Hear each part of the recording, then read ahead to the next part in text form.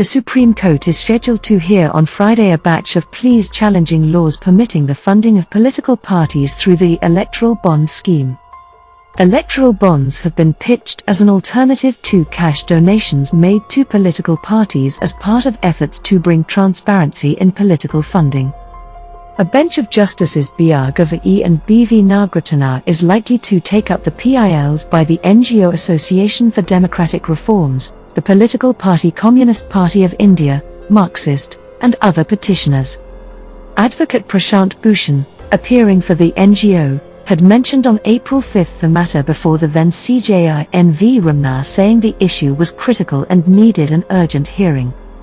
The top court had agreed to list the NGO's plea for hearing, but it did not come up before any court.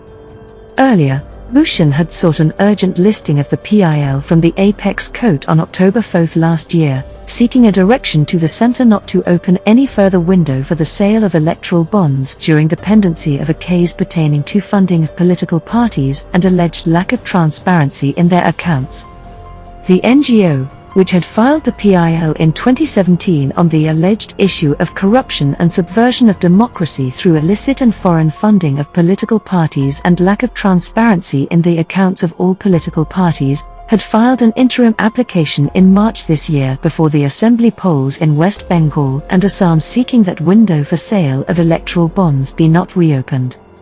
The NGO, in its fresh application filed in the pending petition, had claimed that there is a serious apprehension that any further sale of electoral bonds before the upcoming assembly elections, including in West Bengal and Assam, would further increase illegal and illicit funding of political parties through shell companies. On January 20 last year, the Apex Court refused to grant an interim stay on the scheme and sought responses from the Union Government and the Election Commission, EC, on an interim application by the NGO seeking a stay on the scheme. The government notified the electoral bond scheme on January 2, 2018. According to provisions of the scheme, electoral bonds may be purchased by a person who is a citizen of India or incorporated or established in India. An individual can buy electoral bonds, either singly or jointly with other individuals. Only political parties registered under Section 29A of the Representation of the People Act, 1951, and which secured not less than 1% of votes polled in the last general election to the House of the People or the Legislative Assembly of the state, are eligible to receive electoral bonds. According to the notification, electoral bonds shall be encashed by an eligible political party only through a bank account with an authorized bank.